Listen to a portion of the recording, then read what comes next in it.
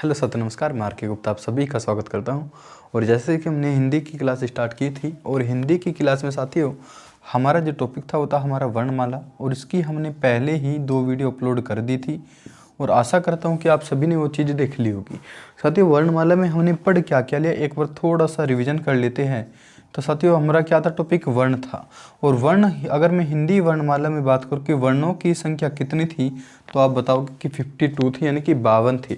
हिंदी वर्णमाला में कितने वर्ण थे? 52 थे। ये 52 कौन कौन से थे, क्या हमने सब पढ़ लिया? एक बार हम बात कर लेते हैं। साथियों हमारे पास क्या थे, सबसे पहले बात आई थी स्वर की। और स्वर की अगर मैं संख्या की बात करूं, संख्या कितनी थी हमारे पास? 11 थी। स्वर की संख्या कितनी थी? 11 थी। उसके बाद साथियों हमने क्या पढ़ा था? 2 अयोगवाह थे। अयोगवाह की संख्या कितनी थी? 2 थी। क्या आप बता सकते हो अयोगवाह कौन कौन से थे? आप बोलोगे कि ठीक है, अंग और ए, ये 2 थे हमारे पास अयोगवाह। अयोगवाह में एक क्या था? अनुस्वार था और दूसरा क्या था? विसर्ग था। उसके बाद साथियों हमने पढ़े थे 33 व्यंजन। अगर मैं व्यंजन की बात करूं साथियों, व्यंजन क्या थे?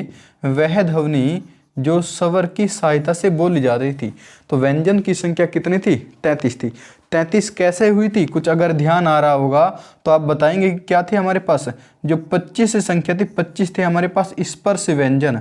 कौन से थे? स्पर्श व्यंजन, जिन्हें हम उदित व्यंजन या वर्गीय व्यंजन के नाम से भी जानते हैं।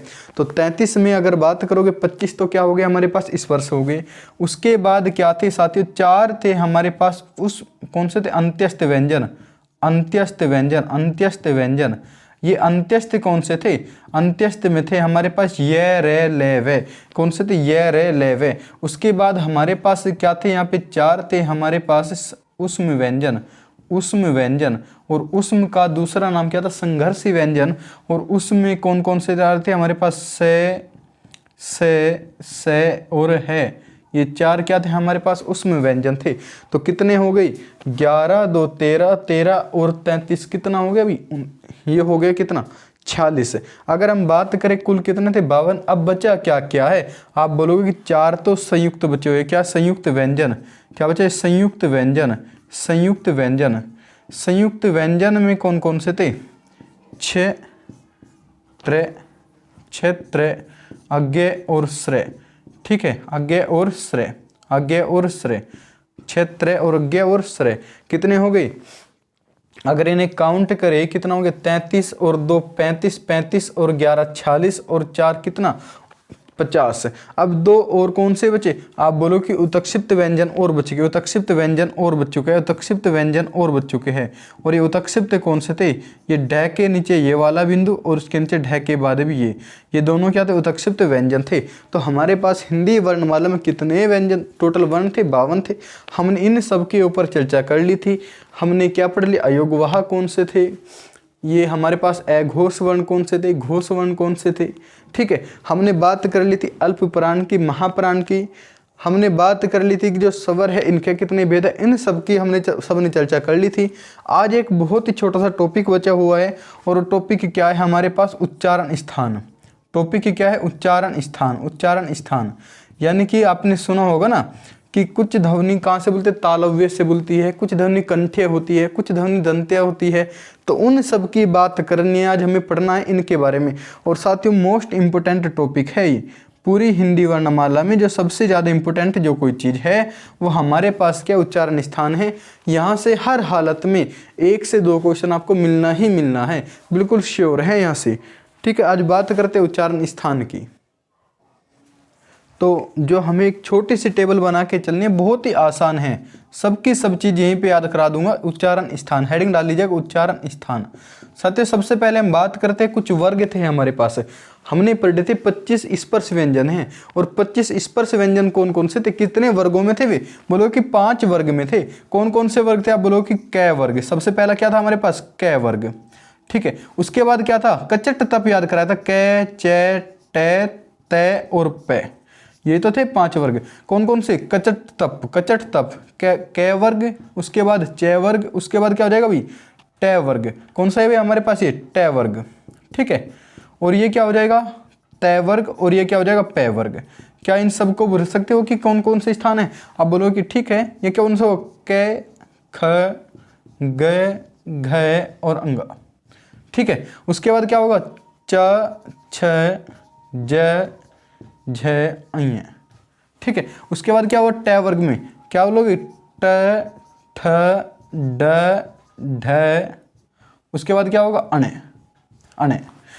ट वर्ग कौन सा था भाई, त थ द ध न, हो गया। उसके बाद बचा पांचवा कौन सा, प वर्ग, प फ ब भ और म। ये हमारे पास से कौन से थे, आप बोलो कि स्पर्श व्यंजन थे या उदित व्यंजन थे, ये एक नाम और था, वर्गीय व्यंजन थे। अब बात करते हैं साथी उच्चारण स्थान की, क्वेश्चन यहीं से आता है। अच्छा मुझे एक चीज बताइएगा, कौन कौन से उच्चारण स्थान है। सबसे पहले बोलो कि कंठ। कंठ क्या होता है, कंठ, कंठ या ध्वनि। कंठ होता है हमारा गला, गले से थोड़ा सा ऊपर, तो क्या होगा, कंठ। कंठ देखो, अगर याद करना बहुत सिंपल सी चीज है, कैसे कंठ और कैसे क वर्ग। तो क वर्ग कहां से काउंट होगा, हमारे पास कंठ है ध्वनि, कैसे कंठ, कैसे कंठ, बस ज्यादा कुछ नहीं दिमाग लगाना है, बस इतना ध्यान रखना है। कैसे क्या होगा, कंठ होगा, कैसे क्या बनेगा, कंठ, कैसे कंठ, यानी कि क वर्ग पूरा कहां से बोला जाएगा, हमारे पास कंठ ध्वनि है। अगर पूछ ले कि ख कहां से बोलेगा, कि सर पूरा जो क वर्ग है वो कहां से बोल रहा है, कंठ से बोल रहा है, तो क वर्ग के अंदर जो भी ध्वनि है सबके सब कहां से बोलेगी, है कंठीय ध्वनि, यानी कि कंठ। अब देखो, एक मैं तुम्हें एक छोटी सी कहानी सुनाता हूँ। हमारे गांव में एक बार एक फंक्शन था, तो वहाँ पे एक ढोलकी आया हुआ था, ढोल बजाने वाला। मैंने इसे बोला कि भाई ढोल बजा ले, वो आराम से बैठा हुआ था। तो उसने क्या बोला कि सर पहले चाय लेके आओ, कि पहले चाय लेके आओ, चाय पीने के बाद हम ताल लगाएंगे। तो यहीं से ध्यान रखना है, तो क्या रखना है, चाय, चाय से क्या हो जाएगा, चाय, और चाय पी के ढोलक वाला क्या कह रहा है कि ताल लगाएंगे। ढोलक वाला क्या रहा है, ताल लगाएंगे, कि चाय से ताल लगाएंगे, चाय पीकर क्या लगाएंगे भी, ताल, और ताल से बन जाएगा हमारा तालुव्य, तालुव्य, तालुव्य। ठीक है, तालु बोल देते हैं, तालु। ठीक है, तालुव्य या तालु, तालुव्य या तालु, तालुव्य या तालु। ठीक है, तो चाय पी के क्या लगानी है, ताल लगानी है। कैसे कंठ, कैसे कंठ, कैसे कंठ, कैसे कंठ, चाय पी के ताल लगानी है भाई, चाय पी के ताल लगानी है, चाय पी के ताल लगानी है, चाय पी के ताल। हो गया याद, अरे वाह इतना सिंपल था, कैसे कंठ, चाय से ताल लगानी है। अब देखो भाई, मुझे पहले टै को छोड़ दो अभी एक। अच्छा एक दंत होता है, दंत, दांत पता है दांत कहाँ, ये वाले दांत है। तो अगर कोई भी तय वर्ग बोल के देखो, तय थ द ध न, ये जो जीभ है ना आपकी जीभा, ये कहाँ पे लग रही है, दांत के ऊपर आके लग रही है। तो तय थ द ध न। दूसरी चीज, अगर नहीं भी फिर भी कुछ याद हो रहा है ना, दंत कैसे बनता है, द अधन त दंत, ये तो होता है दंत, ऐसे तो बनता है दंत। अब द देखो, द कहाँ पे, ये रहा, न कहाँ पे भाई, न भी इसी वर्ग में है, और तय कहाँ पे, ये रहा। ठीक है, कि पूरा का पूरा जो तय वर्ग है वो कहां से बोलेगा, दंत से बोलेगा। पूरा तय वर्ग कहां से काउंट होगा, आपके दंत से होगा, पूरा तय वर्ग दंत से होगा। अगर बात करें पै की, पै बोल के देखो, पै फै बै भै मैं, पूरा पै वर्ग बोल के देखो, प फै बै, बिना होठ के बोल के देखो, होठ हिलाए बिना बोल के देखो पै को, बोलता तो नहीं बिल्कुल भी। तो हमारे पास जो पै वर्ग है, पूरा का पूरा जो पै वर्ग है, कहां से बोलेगा, ओष्ठ ध्वनि, यानी कि ओष्ठ का काम है, ओष्ठ यानी कि होठ का काम है। तो देखो हो गए सारी याद। कैसे कंठ, कैसे कंठ, चाय पी के ताल लगानी है, चाय पी के ताल लगानी है। और बचा क्या भाई, टै बचा, इसे लिख लो मूर्धा, यानी कि मूर्धन्य। ये क्या हो जाएगा, मूर्धन्य यानी कि मूर्धा। बस इतना ही काम था। यहाँ से एक क्वेश्चन श्योरली आने ही आना है। ठीक है, डायरेक्टली क्वेश्चन पूछा जाता है यहाँ से, कैवर्ग कंठ से, कैवर्ग कंठ, कैवर्ग कंठ, चाय पी के ताल लगानी, चाय पी के ताल लगानी है। टैवर्ग मूर्धन्य, अरे एक ही तो याद रखना है, बस ये तो सिंपल सी चीज है। टैवर्ग मूर्धन्य, टैवर्ग मूर्धन्य। दंत देखो, दंत, तै थ द ध न, तै थ द ध न। बचा क्या, पै फै वाला, अरे बोल के देख लो थोड़ा सा तो, अगर पै बोल के देखो बिना होठ के काम ही नहीं हो रहा है बिल्कुल भी, तो पै फै बै भै मैं, ये सारे क्या हो गए, ओष्ठ ध्वनि होगी।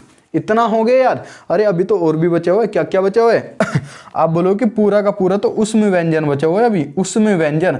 अब उसमें व्यंजन कौन कौन से थे, आप अगर मुझे बताओगे क्या है अभी, से, इनका क्रम ध्यान रखना है कैसे बनते हैं, कई बार क्रम आ जाता है इनका एग्जाम में। क्या होगा, सबसे पहले घुंडी वाला से, उसके बाद ये पेट पटा से, उसके बाद छोटा से, और फिर क्या होगा हमारे पास है। ठीक है, अगर मैं से की बात करूं, उसमें व्यंजन की बात करूं साथियों, तो सबसे पहले क्या होगा, हमारे पास ये गुंडी वाला से आता है, उसके बाद ये पेट पटा से, और फिर क्या होता है से, और फिर हो गया लास्ट में है। बस इसी क्रम में लिखने, बस एक ध्यान रखना, सबसे पहले है को लेकर चले गए। जहां ये है ना हमारे पास कै वर्ग, इसी के साथ क्या होगा, हमारे पास है भी काउंट होगा। कै वर्ग में ही क्या बोलेगा, है बोलेगा। है कहाँ से बोलेगा, कंठ्य ध्वनि। है कहाँ की ध्वनि है, कंठ की ध्वनि है। उसके बाद इन तीनों को क्रम से लगा दो, बिल्कुल ऐसे ही। स कहाँ से होगा, ये जो घुंडे वाला स है, तालव्य स है, इसे बोलेंगे हम कौन सा भाई, मूर्धन्य स, यानी कि जो पेट पटा सा होता है, इसे बोलते हैं मूर्धन्य स। अगर मैं इस स की बात करूँ छोटे की, ये कहाँ पे होगा, यहाँ पे हो गया। उसमें व्यंजन का काम खत्म हुआ। अगर थोड़ा सा क्रम याद है, याद करने में कोई दिक्कत नहीं है, बस एक ही काम करना है, इस है को सबसे पहले ले जाओ। है कह रहा है कि मैं तो सबसे पहले जाऊंगा, और सबसे पहले क्या लिखा है आपका, कंठ्य ध्वनि लिखा हुआ है। कै वर्ग के साथ ही क्या होगा, पूरा का पूरा है ध्वनि होगी। कै के साथ ही क्या होगा, पूरा कंप्लीट है ध्वनि। एक तो हमारे पास क्या, ये तो हो गए वर्गीय व्यंजन, इन्हें तो मैं कर रहा हूँ एक कोष्ठ में। अब इसके साथ जो भी जुड़ता जाएगा उसे लिखते चलेंगे बराबर में। हो गया इतना। अच्छा अभी तो और भी रह रहा है, और क्या रह रहा है अभी, अच्छा ठीक है, एक चीज रह रही है हमारे पास, कौन सा है, अंत्यस्थ व्यंजन भी तो रह रहा है। अंत्यस्थ भी तो लड़ेंगे फिर। अंत्यस्थ व्यंजन कौन से, अंत्यस्थ व्यंजन, ओहो अंत्यस्थ व्यंजन ये कौन से थे भाई हमारे पास, ये रे ले और वे, ये रे ले और वे, ये रे ले और वे। अच्छा एक चीज हमने करी थी कि है को सबसे पहले लेके गए थे, है को सबसे पहले। इसमें वह कह रहा ना तो मैं पहले जाता हूँ ना ही बाद में, हम तो अलग ही चलेंगे, अलग बसेंगे। अब जो ये बचे ये रे ले वे, हम यहाँ से स्टार्ट करेंगे, यहाँ से ये रे ले, बस काम खत्म। अगर याद भी नहीं रह रहा, बस इतना ध्यान रखो, yes yes yes yes yes बोलते हैं ना, यस सर, तो यस वाला यहाँ पे ध्यान रख रहे हैं, यस यस हो गया। इनकी बात कर ली, यानी कि जो हमने जितने भी थे जो व्यंजन थे उन सब की बात कर ली। अब बारी आई स्वर की। अब स्वर भी तो बचे हुए, स्वर भी तो लड़ने को तैयार है। अच्छा मुझे एक चीज बताओ, पहले स्वर होते कितने थे, कौन कौन से थे, आप बोलो कि ए आ, दो तो एक जैसे थे। उसके बाद छोटी ई और बड़ी ई, छोटी ई और बड़ी ई, और क्या बचा है भाई, एक तो ऊ है छोटा और बड़ा, हो गया इसका भी काम। उसके बाद कह रहे हैं ऋषि, उसके बाद संयुक्त आ जाएंगे ए आई ओ औ, ठीक है। तो ये चीजें हमारे पास रह रही थी, कौन कौन सी, जो स्वर थे 11 तो स्वर थे, कौन कौन से थे, ए आ ई उ ऊ री री ए आई ओ औ, हो गया। अच्छा दो और भी थे, कौन से भी, अयोग वहा, एक का नाम था अंग और एक का नाम था अ, यानी कि ये वाला जो विसर्ग है, हो गया। अच्छा एक काम करना स्टार्ट करें अब। कै वर्ग में क्या था, कंठ। सबसे पहले क्या आता है, क्या ही तो होता है। व्यंजन की अगर बात करोगे सबसे पहले आप क्या बोलोगे कि क्या आता है, सबसे पहले क्या होगा, कै वर्ग। अब स्टार्टिंग के दो को उठा लो, ए और आ, है के साथ ही क्या हो जाएगा, ए और आ, ए और आ, स्टार्टिंग के उठा लिया हमने दोनों, क्या दिख रहा है सही। अच्छा हम एक काम कर लेते हैं, क्योंकि उधर से ही नहीं दिख रहा है, तो मैं एक बार इन सबको वर्गीय व्यंजन थे उन सबको हटा देता हूँ। आपको ये तो याद हो गया कि कै वर्ग में कौन कौन से थे, बस यहीं से स्टार्ट करेंगे अब लिखना। लो भाई हमने ये क्या करा, कै वर्ग को हटा दिया, खे वर्ग को हटा दिया, बस इनके अंदर वाले तो आपके सबके याद है, इतना तो याद हो गया। अरे बचपन से एक अनार पढ़ते आ रहे, वही तो चीज़ है भाई, ज़्यादा कुछ थोड़ा ना है। अच्छा मैं इन्हें एक बार यहाँ पे लिखता हूँ, देखो कंठ्य ध्वनि में हमारे पास क्या था, पूरा का पूरा कै वर्ग था। इसके साथ हमने क्या मिला दिया था, इसके अंदर है हल, और उसके बाद हमने दो स्वर की बात करी, ए और आ, ए और आ, हो गया। अच्छा च वर्ग क्या था, चाय पी के ताल लगानी है, और ताल के साथ साथ कौन सा भी मूर्धन्य स, यानी कि गुंडे वाला स आ गया था। और उसके बाद हमने बात करी थी ये की, हो गया यहाँ तक का।